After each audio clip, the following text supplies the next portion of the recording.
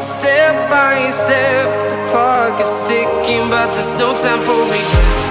I've been flying from town to town, from London to Taiwan.